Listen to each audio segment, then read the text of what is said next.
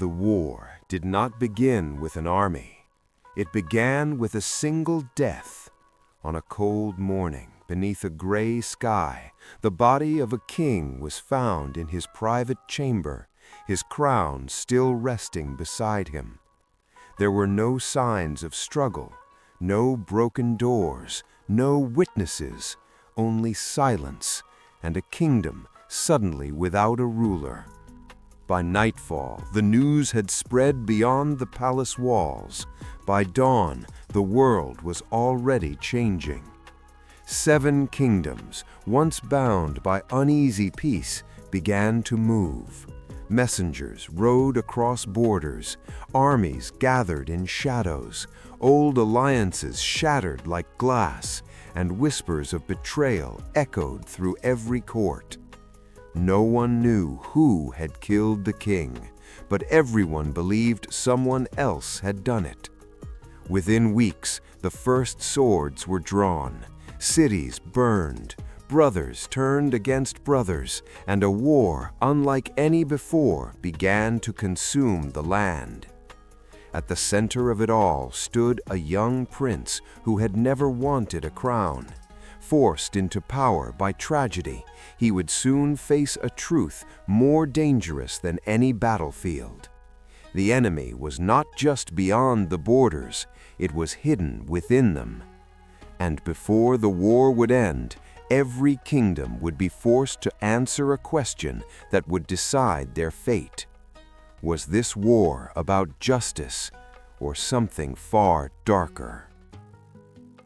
Long before the war, the land was divided into 7 great kingdoms, each powerful in its own way and bound together by a fragile balance that had taken generations to build.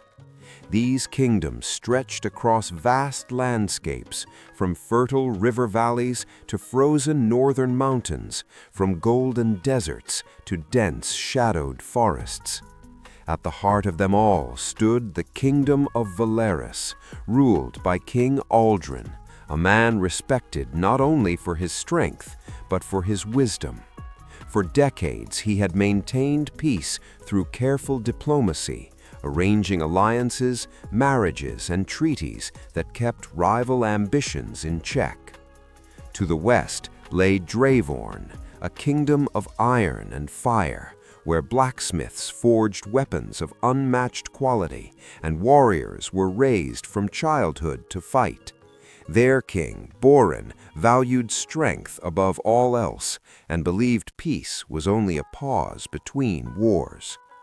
To the north, the kingdom of Arendor flourished among towering mountains and icy winds. Its people were hardened by nature, disciplined and proud, with a ruler who trusted no one beyond his borders. In the south, Solmara flourished beneath endless sun, its cities rich with trade and culture. But behind its wealth lay ambition, and its rulers had long dreamed of expanding their influence across the land. The eastern forests belonged to Lythria, a quiet kingdom known for its scholars, healers, and deep connection to nature. They avoided conflict whenever possible, but their knowledge made them powerful in ways others often underestimated. Beyond them stood 2 smaller yet strategic kingdoms, Arkenfall and Virion, both caught between larger powers, their loyalties shifting like sand, depending on survival. For years, King Aldrin had held these forces together like threads in a delicate web. But when he died, that web began to tear. His only son, Prince Kael, had never been prepared for the throne. He had grown up in a time of peace, more interested in books and learning than politics or war. The weight of the crown fell on him suddenly, and with it came suspicion from every direction. Rumors spread quickly. Some believed King Aldrin had been poisoned. Others claimed an assassin had entered the palace unseen. And some whispered that the truth was far worse, that the murder had come from within the kingdom itself. Kael knew one thing for certain. If he failed to uncover the truth, the fragile peace his father had built would collapse completely. And it already had. The first kingdom to act was Dravorn. King Borin saw opportunity where others saw uncertainty. Without waiting for answers, he mobilized his armies and marched toward the borders of Valeris, claiming he sought justice for Aldrin's death. But justice was only an excuse. Borin had long desired control over Valeris, and now the throne was held by an inexperienced ruler. Prince Kael received word of the advancing army with disbelief. He sent messengers demanding peace, insisting that the truth behind his father's death had not yet been discovered. But his words were ignored. War had already begun. The first battle erupted at the border fortress of Kareth. Dravorn's forces struck with overwhelming strength, their soldiers moving like a storm of steel. Valeris fought back desperately, but without preparation, they were pushed to the brink. As news of the conflict spread, other kingdoms began choosing sides. Solmara offered support to Valeris, not out of loyalty, but to prevent Dravorn from growing too powerful.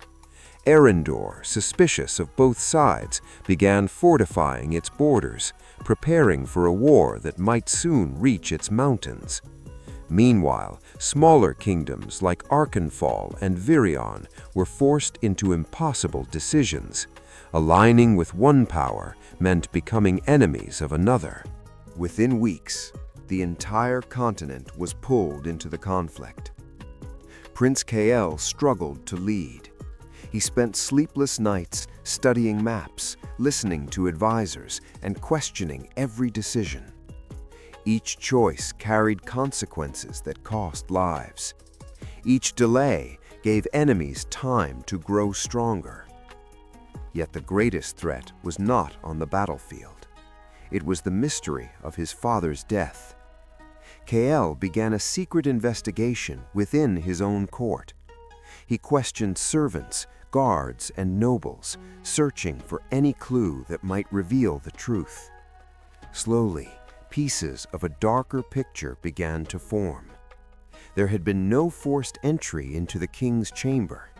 The poison found in his system was rare, known only to a few skilled individuals. And one name kept appearing in quiet whispers: Lord Seravan, a trusted advisor, a man who had served the royal family for years. Kael could not believe it. But the deeper he looked, the more the evidence pointed in that direction. At the same time, the war grew more brutal. Cities were captured and lost. Armies clashed across open fields and narrow mountain passes. Villages burned as soldiers marched through them. And still, no one knew the true cause of the war, only that it was consuming everything in its path. The turning point came during the Battle of Thorn Vale. All 7 kingdoms had now been drawn into the war, their armies converging on a single vast battlefield. The sky darkened with smoke as thousands of soldiers prepared for what would become the most devastating clash of the conflict. Prince Kael stood at the front of his forces, no longer the uncertain boy who had taken the crown. War had hardened him, but it had also sharpened his resolve. Before the battle began, Kael made a decision. He summoned Lord Seravan to his tent. The confrontation was quiet at first. Kael presented the evidence, piece by piece, watching the man's expression carefully. At first, Seravan denied everything, but as the truth closed in, his calm began to break. Finally, he confessed. He had poisoned King Aldrin, but not for power alone. Seravan believed the peace Aldrin had created was an illusion. He saw the growing ambitions of the other kingdoms and feared that a greater war was inevitable. In his mind, triggering conflict early would force the kingdoms to reveal their true intentions and prevent a larger catastrophe in the future. He had not expected the destruction to spread so far. Kael felt the weight of those words like a blade through his chest.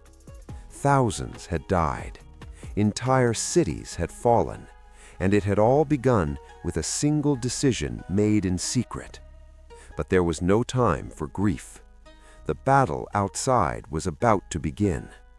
Kael ordered Seravan imprisoned and stepped onto the battlefield, knowing that the war could not continue. In the chaos of the fight, Kael rode forward alone between the clashing armies. His voice carried across the field as he revealed the truth. At first, no one listened, but as the message spread, confusion replaced fury. Commanders hesitated, soldiers lowered their weapons. The reason for the war, the belief in betrayal and revenge, collapsed in an instant. The battle did not end in victory. It ended in silence. The War of the Seven Kingdoms slowly came to an end. Armies returned to their lands, but the damage could not be undone. Cities lay in ruins, and countless lives had been lost for a cause that never truly existed. Prince Kael did not celebrate. He carried the memory of the war with him, understanding that peace was not something that could be forced or manipulated. It had to be built on truth and trust. The Seven Kingdoms, once divided by fear, began rebuilding their relationships, not perfectly and not without tension, but with a deeper understanding of what unchecked ambition could lead to. Lord Seravan was remembered not as a hero or a villain, but as a warning, a reminder that even the belief in doing what is right can lead to destruction when guided by fear instead of wisdom. The War of the Seven Kingdoms was not just a battle of armies. It was a battle of choices, trust, and the consequences of hidden truths. One decision changed the fate of an entire world. And it leaves us with a question.